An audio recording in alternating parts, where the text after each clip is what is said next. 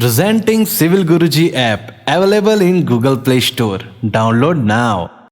Hello engineers, मैं corporate trainer Abhilash Mishra आप सभी का आपके अपने चैनल सिविल गुरुजी में बहुत बहुत स्वागत करता हूं। इंजीनियर्स, आज की इस वीडियो में हम बात करेंगे एक अहम डाउट के बारे में जो कभी ना कभी हर इंजीनियर्स के माइंड में आता है कि सर हमारी इंजीनियरिंग कंप्लीट हो चुकी है, इसके बाद क्या? सर हमने हमारी बीटेक बी कंप्लीट कर लिया है, इसके बाद हमारे करियर में क्या क्या ऑप्शंस हैं? तो यदि आप इसके बारे में डिटेल्स में जानना चाहते हैं तो हमारी इस वीडियो को एंड तक जरूर देखें इंजीनियर्स।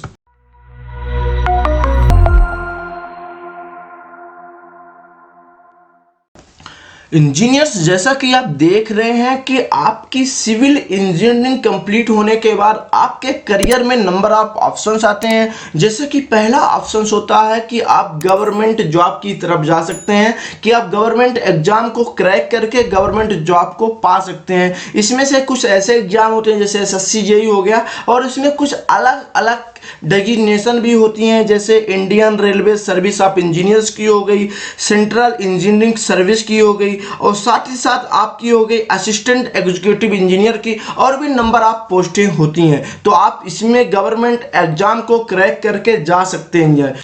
इंजीनियर्स, आपके पास जो नेक्स्ट ऑप्शन होता है वो होता है पब्लिक सेक्टर जॉब का, कि आप अपनी सिविल इंजीनियरिंग कंप्लीट करके पब्लिक सेक्टर में भी जॉब पा सकते हैं। इसके लिए आपको उनका जो खुद का एग्जाम होता है उसको क्रैक करना पड़ता है। पब्लिक सेक्टर कंपनियां में आपकी BPCL हो गई, CIL हो गई, कोल इंडिया लिमिटेड हो गई, DDA हो गई, आपकी दिल्ली मेट्रो रेल कॉरपोरेशन हो गई, और आपकी इंडियन ऑयल कॉरपोरेशन IOCL हो गई।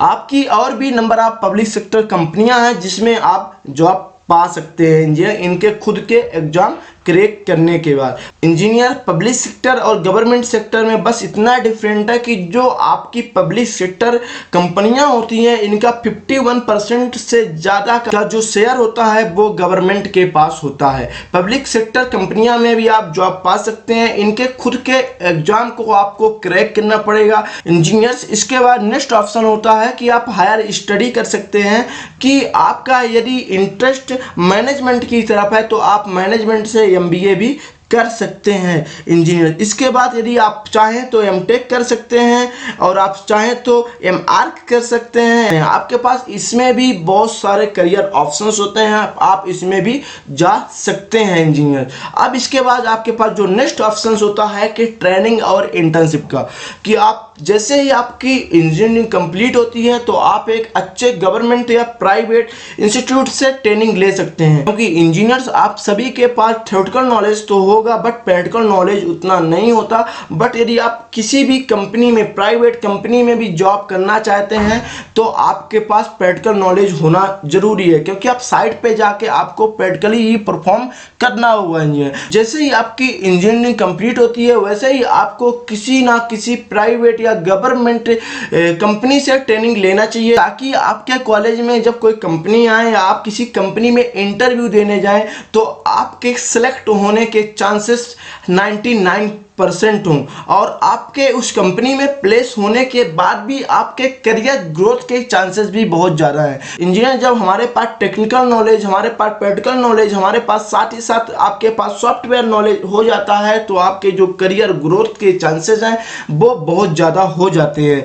इंजीनियर्स, आपके पास जो नेक्स्ट जॉब ऑप्शंस होता है वो होता है प्राइवेट जॉब का, कि आप प्राइवेट जॉब में भी जा सकते हैं। जैसा कि आप पहले ट्रेनिंग और इंटर्नशिप कर चुके हैं तो आपको थ्योरेटिकल नॉलेज के साथ साथ practical knowledge plus software knowledge, बहुत सी ऐसी कंपनियां होती हैं जो थ्योरेटिकल के साथ सॉफ्टवेयर नॉलेज भी प्रोवाइड कराती हैं, तो आप हर पार्ट में स्ट्रांग हो जाते हैं। तो आप प्राइवेट में भी बहुत अच्छी अच्छी कंपनी में जा सकते हैं जिनका पैकेज भी बहुत अच्छा होता है, जैसे L&T हो गई, डेलफ हो गई, टाटा हो गई, SCC हो गई, आइकॉन हो गई। आप जितने भी कंपनी हैं आप इसमें भी जा सकते हैं। प्राइवेट में जो टॉप 10 की कंपनियां हैं आप उसमें भी जा सकते हैं, क्योंकि आपके पास दोनों नॉलेज है, आपके पास थ्योरेटिकल नॉलेज है और सॉफ्टवेयर प्लस प्रैक्टिकल नॉलेज भी है।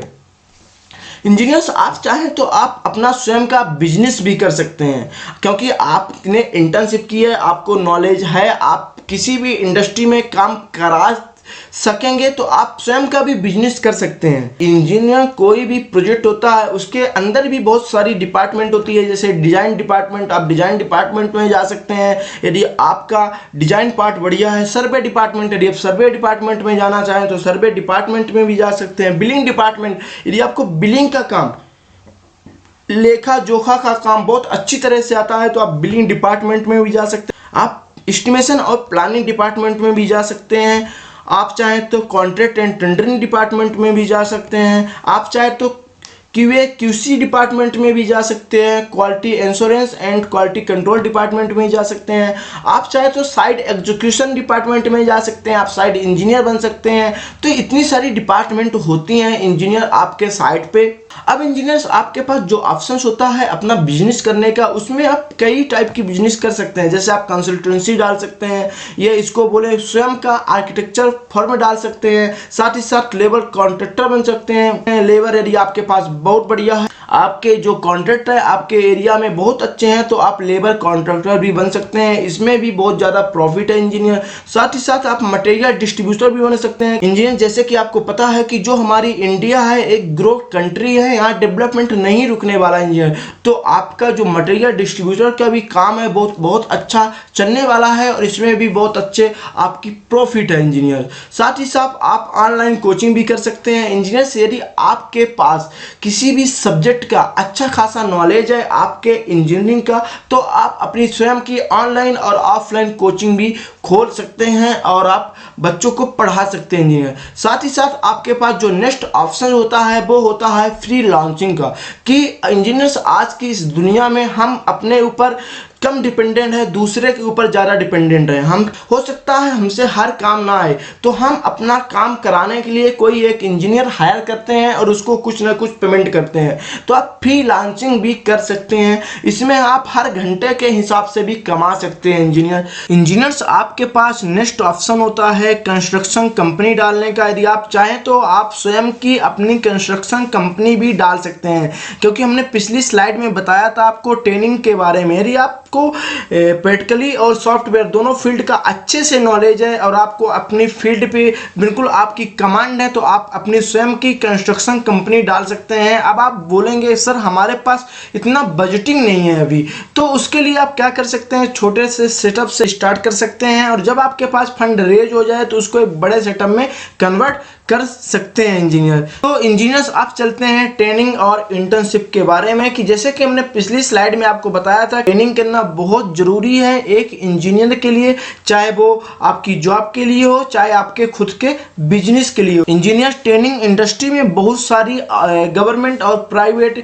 जो कंपनियां हैं वो ट्रेनिंग प्रोवाइड कराती है। इनमें से हमारी एक कंपनी है सिविल गुरुजी, जो भी सिविल इंजीनियर को 0 लेवल से लेके एक हाई लेवल तक की ट्रेनिंग प्रोवाइड कराती है, जिसमें हम सिविल इंजीनियर को एक साइट इंजीनियर से लेके प्रोजेक्ट मैनेजर तक के लेवल की ट्रेनिंग देते हैं, जिसमें हम आपको प्रैक्टिकली के साथ साथ सॉफ्टवेयर का भी नॉलेज देते हैं।